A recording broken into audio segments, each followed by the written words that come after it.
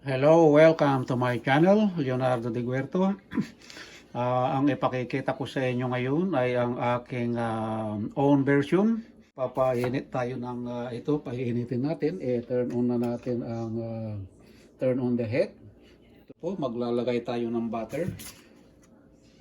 Konti lang. Yan, ganito lang po. Lalagay po natin dyan para mag-melt siya.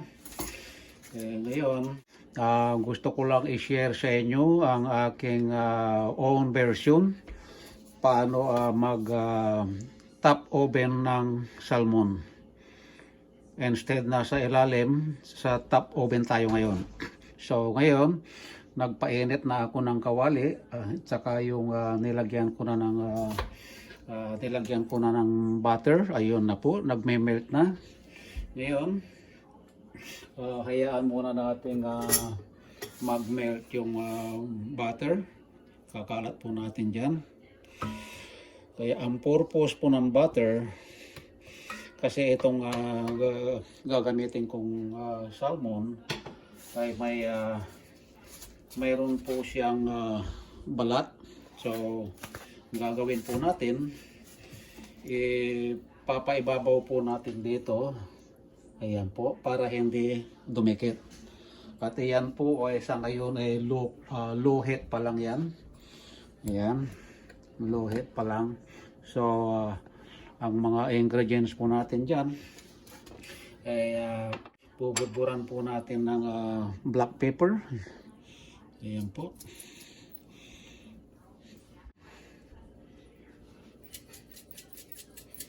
Konti lang.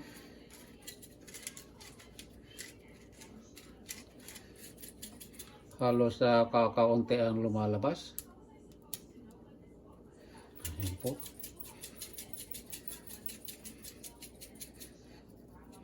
Ayan po. And then, lalagyan po natin ng garlic powder. Ayan po.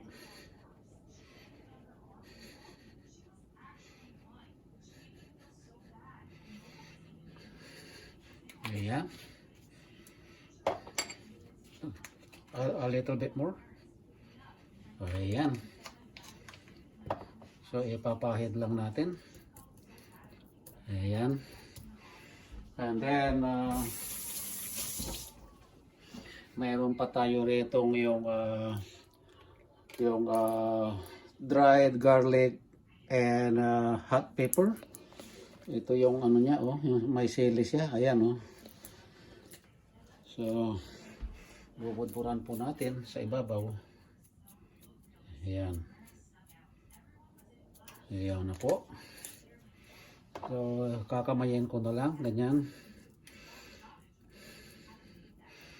Ayun. And then, lalagyan natin ng soya sauce na may kalamansi. Ayan. At yung ating ito po salt, budburan din natin ng salt. Bali konti lang, kalahating kutsarita lang.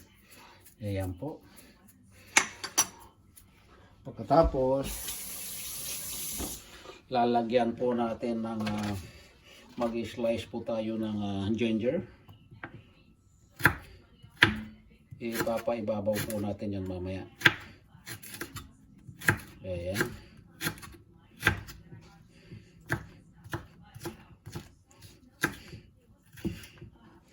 Ayan po. Yung ginger. Nakaluhit lang po yung pot natin. So, ikakalat po natin dito sa ibabaw. Dito lang muna kasi mayroon pa tayong ilalagay. Lalagyan po natin ng nalaglag. Lalagyan po natin ng mayonnaise.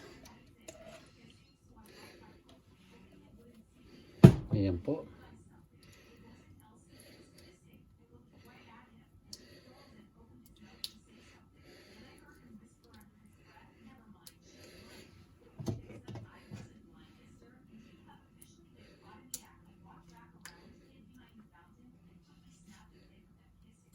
Ayan.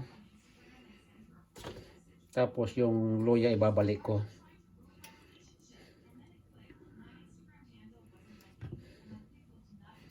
Okay, pagkatapos ng mayonnaise, kaya hihiwaan po natin ng sibuyas.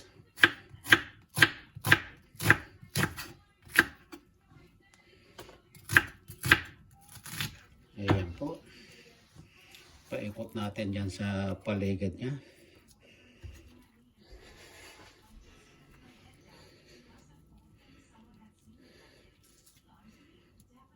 Tsaka yung iba sa ibabaw po.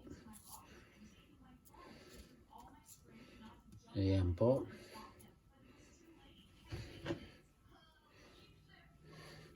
At pagkatapos nyan, lalagyan din po natin ng spring onion. Ayan po. Spring onion. Ayan. And then, pipigaan po natin ng lemon juice. Ito po yung lemon juice po. Ayan na. Pipigaan po natin. Ayan. Ngayon, nandyan na po lahat yung ingredients niya. Ang gagawin natin ngayon, tatakpan na po natin. And then, saka ito turn on na natin ng yung heat. Ayan, ito turn on na po natin ng, ilagay na natin ngayon sa medium. Ayan, so, hayaan natin ma-bake ng hanggang sa maluto. Ang estimate ko dyan, it takes 20 minutes. After 20 minutes, we will see. Alright, abangan na lang natin.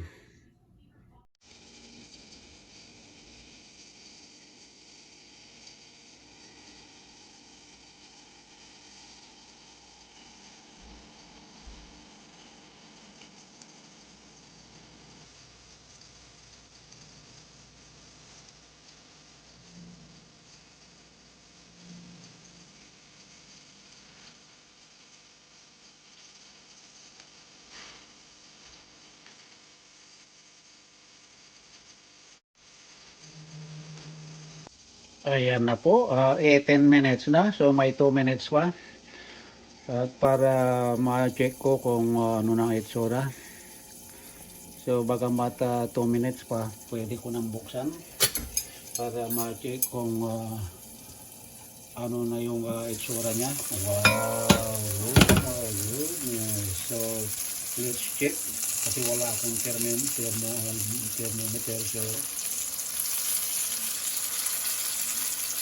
ayun, tamang-tama, juicy siya. Wala na yung kulay pink sa loob. Pagka wala na yung kulay pink sa loob, meaning luluto na. So, ito turn off ko na ang turn off the heat. Because nilagay ko lang sa ano, ito po number 2 po. Yan, number 2.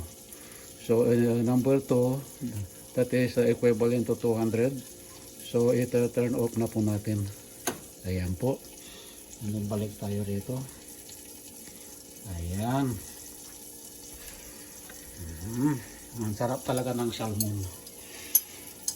Ngayon, para makita natin. Ayan. Ayan po. Ayan. I-close up po natin.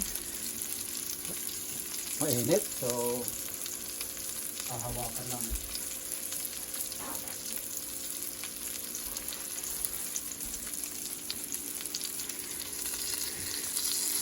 Ito na po ang ating top oven baked na salmon. Kung nag-enjoy po kayo sa aking pinakita kung paano ang pagbe-bake ng salmon, na actually ang main ingredients niyan ay yung salmon top oven with the mayonnaise. At naipaliwanag ko na rin po yung mga ingredients na nakita nyo pa bago ko isinalang. So yan po, maraming salamat po. kung nag-enjoy po kayo na nanood sa aking own version, top oven baked salmon, ay huwag pong kalilimutang i-like, comment, and subscribe my channel, Leonardo de Guerto, para updated po kayo lagi sa susunod ko pong mga video. So ano pang hinihintay nyo? At sana po may napulot kayong aral dito sa pinakita kong video. Right? Maraming salamat po ulit.